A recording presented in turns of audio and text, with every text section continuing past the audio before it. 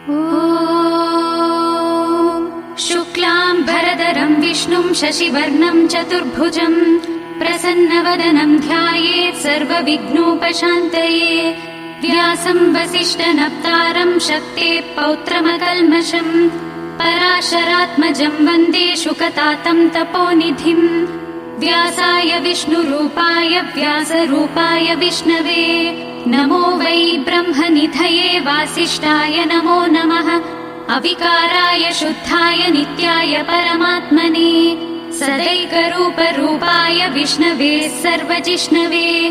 यस्य स्मरणमात्रेण जन्म संसारबन्धनात् विमुच्यते। नमस्तस्मै विष्णवे प्रभविष्णवे। ॐ नमो विष्णवे प्रभविष्णवे। श्रीवैशम्पायन उवाच श्रुत्वा धर्मानशेषेण पावनानि च सर्वशः युधिष्ठिरः शान्तनवं पुनरेवाभ्यभाषत। युधिष्ठिर उवाच किमेकं दैवतं लोके किं वाप्येकं परायणम् स्तुवन्तः कङ्कमर्चन्तः प्राप्नुयुर्मानवा शुभम्। को धर्मः सर्वधर्माणां भवतः परमो मतः किं जपन्मुच्यते जन्तुर्जन्म संसारबन्धनात्। श्रीभीष्म उवाच जगत्प्रभुं देवदेवमनन्तं पुरुषोत्तमम्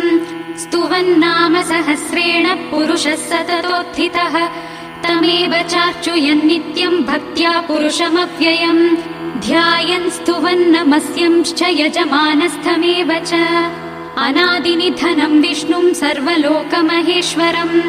लोकाध्यक्षं स्तुवन् नित्यं सर्वदुःखादिगो भवेत्। ब्रह्मण्यं सर्वधर्मज्ञं लोकानां कीर्तिवर्धनम् लोकनाथं महद्भूतं सर्वभूतभवोद्भवम् एष मे सर्वधर्माणां धर्मोऽधिगतमो मतः यद्भक्त्या पुण्डरीकाक्षं स्थवैरच्चेन्नरः सदा। परमं यो महत्तेजः परमं यो महत्तपः परमं यो महद्ब्रह्म परमं यः परायणम् पवित्राणां पवित्रं यो मङ्गलानां च मङ्गलम् दैवतं देवतानां च भूतानां यो व्ययपिता यतः सर्वाणि भूतानि भवन्त्यादियुगागमे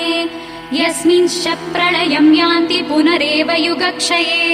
तस्य लोकप्रधानस्य जगन्नाथस्य भूपते विष्णोर्नाम सहस्रं मे शृणु पापभयापहम्। यानि नामानि गौणानि विख्यातानि महात्मनः ऋषिभिः परिगीतानि तानि वक्ष्यामि भूतये।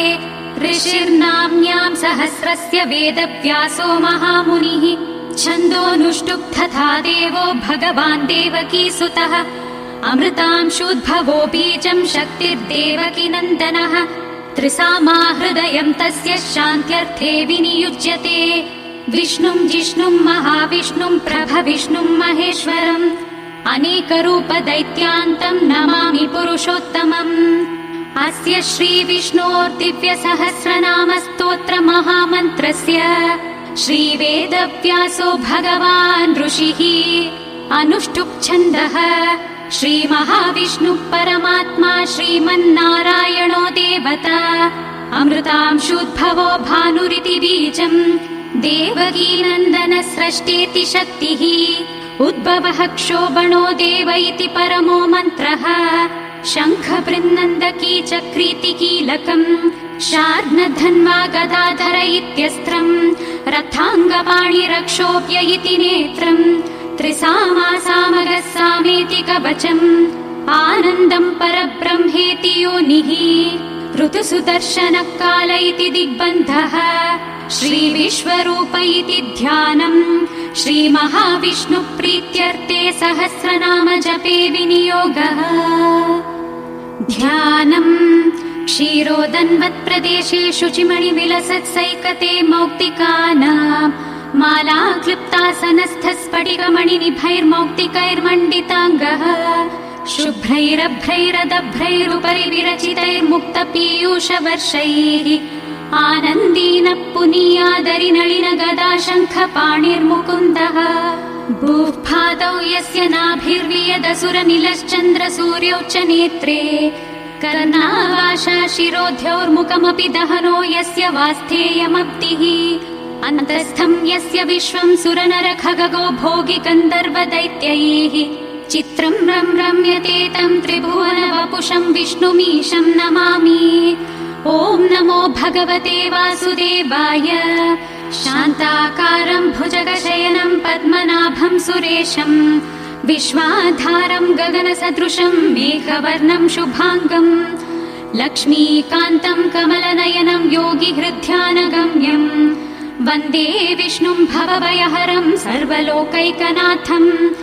मेघश्यामम् पीतकौशेयवासम् श्रीवत्साङ्गम् कौस्तुभोभासिताङ्गम् पुण्योपेतम् पुण्डरीकायताक्षम् विष्णुम् वन्दे सर्वलोकैकनाथम्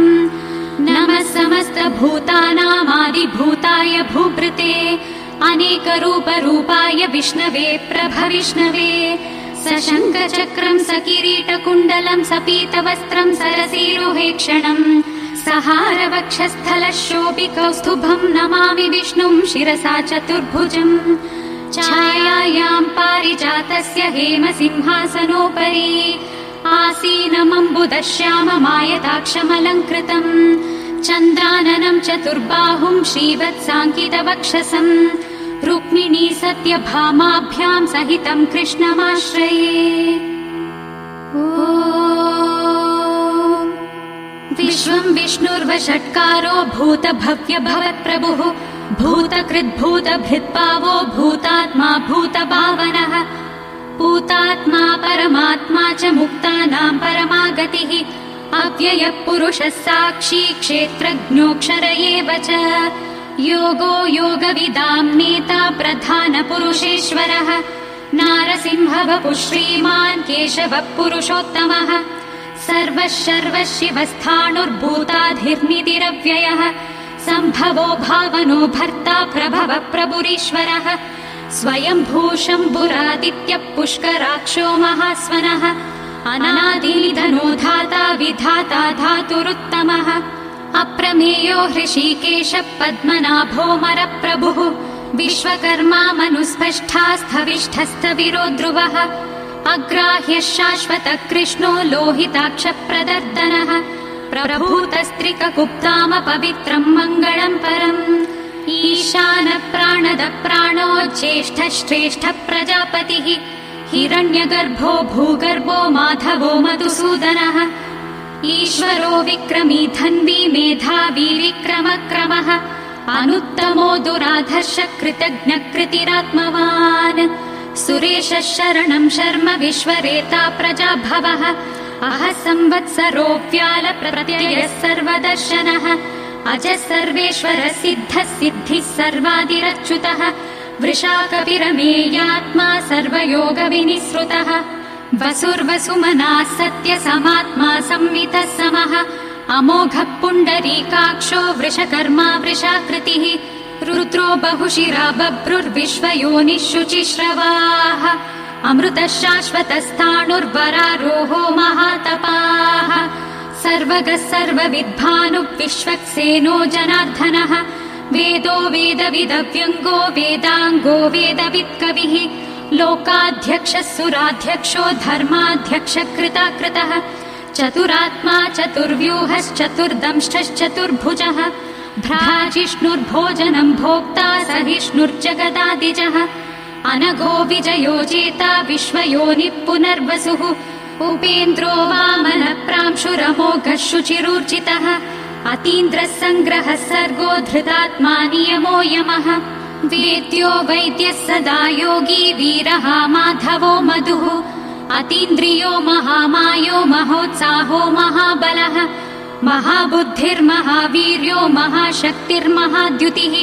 अनिर्देश्य वपुः श्रीमान् अमेयात्मा महाधृतिः महेश्वासो महीभर्ता श्रीनिवासः सताङ्गतिः अनिरुद्धः सुरानन्दो गोविन्दो गोविदाम्पतिः मरीचिर्तमनोहंसः सुपर्णो भुजगोत्तमः हिरण्यनाभः सुतपा पद्मनाभः प्रजापतिः अमृत्युः सर्वधृक्सिंहः सन्धाता सन्धिमान् स्थिरः अजो दुर्मर्षणः शास्ता विश्रुतात्मा सुरारिः गुरुर्गुरुतमो धामः सत्यः सत्यपराक्रमः निमिषो निमिषस्रग्वी वाचस्पतिरुदारधीः अग्रणी ग्रामणी श्रीमान् न्यायो नेता समीरणः सहस्रमूर्धा विश्वात्मा सहस्राक्षः सहस्रपात् आवर्तनो निवृत्तात्मा संवृतः सम्प्रमर्दनः अहः संवर्तको वङ्गिरनिलो धरणीधरः सुप्रसाद प्रसन्नात्मा विश्वधृक् विश्वभुग्विभुः सत्कर्ता सत्कृतः साधुर्जह्नुर्नारायणो नरः असङ्ख्येयो प्रमेयात्मा विशिष्टः शिष्टकृच्छुचिः सिद्धार्थः सिद्धसङ्कल्पः सिद्धिदः सिद्धिसाधनः वृषाही वृषभो विष्णुर्वृषपर्वा वृषोदरः वर्धनो वर्धमानश्च विविक्तः श्रुतिसागरः सुभुजो दुर्धरो वाग्मी महेन्द्रो वसुदो वसुः नैकरूपो बृहद्रूपः शिपिविष्टप्रकाशनः ओजस्तेजोद्युतिधरप्रकाशात्मा प्रतापनः ऋतस्पष्टाक्षरो मन्त्रश्चन्द्रांशूर्भास्करद्युतिः अमृतांशूद्भवो भानुः शशबिन्दुः सुरेश्वरः औषधम् जगतः सेतुः सत्यधर्मपराक्रमः भूतभव्यभवन्नाथः पवनः पावनो नलः कामः कामकृत्कान्तः कामः कामप्रदः प्रभुः युगादिकृद्युगावर्तो नैकमायो महाशनः अदृश्यो व्यक्तरूपश्च सहस्रजितनन्दजित् इष्टो विशिष्टशिष्ठेष्ठः शिखण्डी नहुषो वृषः क्रोधः क्रोधकृत्कर्ता विश्वबाहुर्महीधरः अच्युतप्रतितप्राणप्राणदो वासवानुजः अपानिधिरधिष्ठानमप्रमत्तप्रतिष्ठितः स्कन्दस्कन्दधरो धुर्यो वरदो वायुवाहनः वासुदेवो बृहद्भानुरादिदेवः पुरन्दरः अशोकस्थारणस्थारः शूरः शौरिर्जनेश्वरः अनुकूलः शतावर्तः पत्नी पद्मनिभेक्षणः पद्मनाभोरविन्दाक्षः पद्मगर्भः शरीरभृत् महर्तिरुद्धो वृद्धात्मा महाक्षो गरुडध्वजः अतुलः शरभो भीमः समयज्ञो हविर्हरिः सर्वलक्षणलक्षण्यो लक्ष्मीवान् समितिञ्जयः विक्षरो रोहितो मार्गो हेतुर्दामोदरः सहः महीधरो महाभागो वेगवानमिताशनः उद्भवः क्षोभणो देवः श्रीगर्भः परमेश्वरः करणं कारणं कर्ता विकर्ता गहनो गुहः व्यवसायो व्यवस्थानः संस्थानस्थानदो ध्रुवः परर्दिः परमस्पष्टस्तुष्टः पुष्टः शुभेक्षणः रामो विरामो विरतो मार्गो नेयो नयो नयः वीरः शक्तिमतां श्रेष्ठो धर्मो धर्मविदुत्तमः वैकुण्ठः पुरुषः प्राणः प्राणदः प्रणवपृतुः हिरण्यगर्भः शत्रुघ्नो व्याप्तो वायुरधोक्षजः ऋतुः सुदर्शनः कालः परमेष्टि परिग्रहः उग्रसंवत्सरो दक्षो विश्रामो विश्वदक्षिणः विस्तारस्थावरस्थाणुः प्रमाणम् बीजमव्ययम् अर्थोऽनर्थो महाकोशो महाभोगो महाधनः अनिर्भिन्नस्थविष्ठो भूर्धर्मयूपो महामखः नक्षत्रनेमिर्नक्षत्री क्षमः क्षामः समीहनः यज्ञयुज्यो महेज्यश्च क्रतुः सत्रम् सताङ्गतिः सर्वदर्शी विमुक्तात्मा सर्वज्ञो ज्ञानमुत्तमम् सुव्रतः सुमुखः सूक्ष्मः सुघोषः सुखदः सुहृत् मनोहरोजितः क्रोधो वीरबाहुर्विदारणः स्वापनः स्ववशो व्यापी नैकात्मा नैककर्मकृत् वत्सरो वत्सलो वत्सी रत्नगर्भोदनेश्वरः धर्मगुप्धर्मकृद्धर्मी सदसक्षरमक्षरम् अभिज्ञाता सहस्रांशुर्विदाता कृतलक्षणः गभस्तिनेमी सत्त्वस्थः सिंहो भूतमहेश्वरः आदिदेवो महादेवो देवेशो देवभृद्गुरुः उत्तरो गोपतिर्गोप्ता ज्ञानगम्यः पुरातनः शरीरभूतभृत्पोक्ता कपीन्द्रो भूरि दक्षिणः सोमपोमृतपः सोमः पुरुजित्पुरुसत्तमः विनयो जयः सत्यसन्धो दाशार्हः सात्वतां पतिः जीवो विनयिता साक्षी मुकुन्दोमितविक्रमः अम्भोनिधिरनन्तात्मा महोदधिशयोऽन्तकः अजो महार्हः स्वाभाव्यो जितामित्रप्रमोदनः आनन्दो नन्दनो नन्दः सत्यधर्मात्रिविक्रमः महर्षि कपिलाचार्य कृतज्ञो मेदिनीपतिः त्रिपदस्त्रिदशाध्यक्षो महाशृङ्गकृतान्तकृत् महावराहो गोविन्दः सुषेणः कनकाङ्गदी गुह्यो गभीरो गहनो गुप्तश्चक्रगदाधरः वेधास्वाङ्गोचितः कृष्णो दृढसङ्कर्षणोच्युतः वरुणो वारुणो वृक्षः पुष्कराक्षो महामनाः भगवान् भगहानन्दी वनमाली हलायुधः आदित्यो ज्योतिरादित्यः सहिष्णुर्कति सत्तमः सुधन्वा कण्डपरशुर्धारुणो द्रविणप्रदः दिवस्पृक् सर्वधृग्व्यासो वाचस्पतिरयो निजः त्रिसामासामगः साम निर्वाणम् भेषजम्भिषक् संन्यासकृच्छमः शान्तो निष्ठा शान्तिपरायणम् शुभाङ्गः शान्तिदस्रष्टा कुमुदः कुवलेशयः गोहितो गोपतिर्गोप्ता वृषभाक्षो वृषप्रियः अनिर्वर्ती निवृत्तात्मा संक्षेप्ता क्षेमकृच्छिवः श्रीवत्सवक्षा श्रीवास श्रीपति श्रीमताम्बरः श्रीधः श्रीश श्रीनिवास श्रीनिधि श्रीविभावनः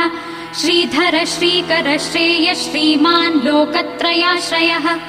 स्वक्षस्वङ्गः शतानन्दो नन्दिर्ज्योतिर्गणेश्वरः विजितात्मा विधेयात्मा सत्कीर्तिश्चिन्न संशयः उदीर्णः सर्वतश्चक्षुरनीशः शाश्वतः स्थिरः भूषयो भूषणो भूतिर्विशोकः शोकनाशनः अर्चिष्मानर्चितः कुम्भो विशुद्धात्मा विशोधनः अनिरुद्धो प्रतिरतः प्रद्युम्नोमितविक्रमः कालनेमिनिहावीरः शौरिर्शूरजनेश्वरः त्रिलोकात्मा त्रिलोकेशः केशवः केशिहा हरिः कामदेवः कामपालः कामी कान्तकृतागमः अनिर्देश्य वपुर्विष्णु वीरोऽनन्तो धनञ्जयः ब्रह्मण्यो ब्रह्मकृद्ब्रह्मा ब्रह्म ब्रह्मविवर्धनः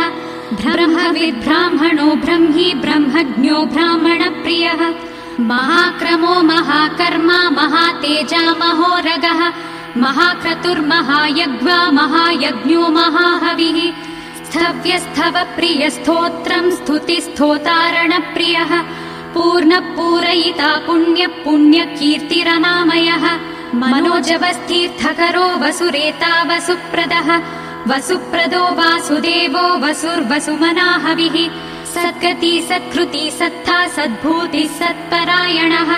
शूरसेनो यदुश्रेष्ठः सन्निवासः सुयामुनः भूतवासो वासुदेवः सर्वासु निलयो नलः दर्पः दर्पदो दृप्तो दुर्धरोऽथा पराजितः विश्वमूर्तिर्महामूर्तिर्दीप्तमूर्तिरमूर्तिमान् अनेकमूर्तिरव्यक्तः शतमूर्तिः शताननः एको नैकः स वक्कङ्किं यत्तत्पदमनुत्तमम् लोकबन्धुर्लोकनाथो माधवो भक्तवत्सलः सुवर्णवर्णो हेमाङ्गो वराङ्गश्चन्दनाङ्गदी वीरः विषमः शून्यो घृता क्षीरचलश्चलः अमानीमानदो मान्यो लोकस्वामी त्रिलोकधृत् सुमेधा मेधजो धन्यः सत्यमेधाधराधरः तेजो वृषोऽध्युतिधरः सर्वशस्त्रभृताम्बरः प्रग्रहो निग्रहो व्यग्रो नैकशृङ्गो गदाग्रजः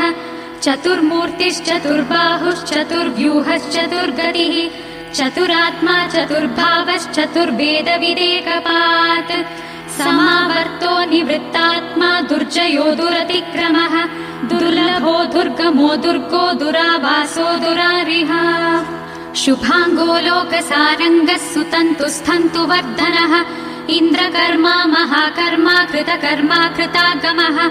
उद्भवः सुन्दरः सुन्दो रत्ननाभः सुलोचनः अर्को वाजसनः शृङ्गी जयन्तः सर्वविज्जयी सुवर्णबिन्दुरक्षोभ्यः सर्ववागीश्वरेश्वरः महाह्रदो महागर्तो महाभूतो महानिधिः कुमुदकुन्दरकुन्दः पर्जन्यः पावनो निलः अमृतांशोऽमृतवपुः सर्वज्ञः सर्वतोमुखः सुलभः सुव्रतः सिद्धः शत्रुजिच्चत्रुतापनः न्यग्रोधोदुम्बरोषत्वच्चाणूरान्ध्रनिषूधनः सहस्रार्ची सप्तजिह्वा सप्तैधा सप्तवाहनः अमूर्तिरनघोचिन्त्यो भयकृद्भयनाशनः अणुर्बृहत्कृशस्थूलो गुणर्भृन्निर्गुणो महान् अधृतस्वधृतस्वास्य प्राग्वंशो वंशवर्धनः भारवृत्कथितो योगी योगीशः सर्वकामदः आश्रमश्रमणः क्षामः सुपर्णो वायुवाहनः धनुर्धरो धनुर्वेदो दण्डो दमयिता दमः अपराजितः सर्वसहो नियन्ता नियमो यमः सत्त्ववान् सात्विकः सत्यः सत्यधर्मपरायणः अभिप्रायप्रियार्होर्ह प्रियकृत्प्रीतिवर्धनः विहाय सगतिर्ज्योतिर्सुरुचिर्हुतभुग्विभुः रविर्विरोचनः सूर्यः सविता रविलोचनः अनन्तो हुतभुग्भोक्ता सुखदो नैकजोऽग्रजः अनिर्विण्णः सदामर्षि लोकाधिष्ठानमद्भुतः सनातनतमः कपिलः कपिरव्ययः स्वस्तिदः स्वस्ति कृत् स्वस्ति स्वस्ति भुक् स्वस्ति दक्षिणः अरौद्रः कुण्डली चक्री विक्रम्यूर्जितशासनः शब्दातिगः शब्दसः शिशिरः शर्वरीकरः अक्रूरपेशलो दक्षो दक्षिणः क्षमिणाम्बरः विद्वत्तमो वीतभयः पुण्यश्रवणकीर्तनः उत्तारणो दुष्कृतिः पुण्यो दुःस्वप्ननाशनः वीरः रक्षणः सन्तो जीवनपर्यवस्थितः अनन्तरूपोऽनन्तश्रीर्जितमन्युर्भयापहः चतुरश्रो गभीरात्मा विदिशो व्यादिशो दिशः अनादिर्भूर्भुवो लक्ष्मी सुविरो रुचिराङ्गदः जननो जनजन्मादिर्भीमो भीमपराक्रमः आधारनिलयो धाता पुष्पहासप्रजागरः